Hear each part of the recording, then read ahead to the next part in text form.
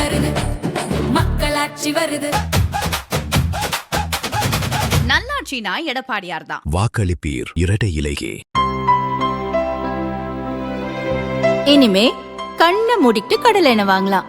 ஏன்னா மந்த்ரா கடலை எண்ணெய் இதயத்தின் தயாரிப்பு. வறுக்க பொரிக்க ஏன் எல்லா சமையலுக்கும் மந்த்ரா தான். மந்த்ரா கடலை எண்ணெய், அபார ருசி, ஆரோக்கியமான உடல் நலம். தமிழக காங்கிரஸ் தலைவர் செல்வ பெருந்தகை வீட்டில் எந்த சோதனையும் நடத்தப்படவில்லை என்று வருமான வரித்துறை அதிகாரிகள் கூறியிருப்பது பெரும் பரபரப்பை ஏற்படுத்தியுள்ளது. தனது வீட்டில் வருமான வரித்துறை அதிகாரிகள் சோதனை நடத்துவதாகவும் ராகுல் பிரச்சாரத்துக்கு போக விடாமல் சிறைபிடித்து வைத்திருப்பதாகவும் இன்று காலையிலேயே பரபரப்பான அறிக்கையை வெளியிட்டிருந்தார் செல்வ பெருந்தகை. அந்த அறிக்கையில் ராகுல் பிரச்சாரத்துக்காக தமிழகம் வந்திருக்கும் நிலையில் சோதனை என்ற பெயரில் ஸ்ரீபெரும்புதூர் தொகுதியில் ஹிந்தி பேசும் வருமான வரித்துறை அதிகாரிகள் என்னை சிறைபிடித்தனர். எனது அரசியல் கடமையை ஆற்ற முடியாமல் தடுக்கப்பட்டேன். எதிர்க்கட்சிகளை பலவீனப்படுத்த நடந்த சதி திட்டம் இது.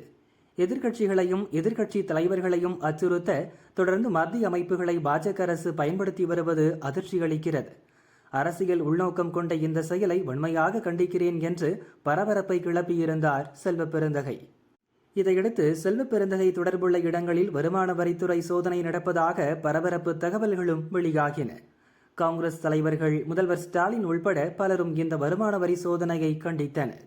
சோதனை தொடர்பாக செய்தி சேகரிக்க செல்வ பெருந்தகை வீட்டுக்கு சில செய்தியாளர்கள் சென்றனர். ஆனால் அங்கு சோதனை நடப்பதற்கான எந்த அறிகுறியும் இல்லை. ஏற்கனவே சோதனை முடிந்துவிட்டது என்று அவர்கள் கருதினர். இந்த நிலையில்தான் செல்வ பெருந்தகை சொன்னது போல் எந்த சோதனையும் நடக்கவில்லை என்று உண்மையை போட்டு உடைத்திருக்கிறது வருமான வரித்துறை.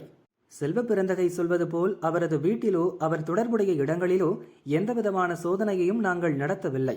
ராகுல் பிரச்சாரத்துக்கு செல்ல விடாமல் தடுத்து வைத்திருப்பதாக சொல்வதிலும் உண்மையில்லை என்று கூறினர்.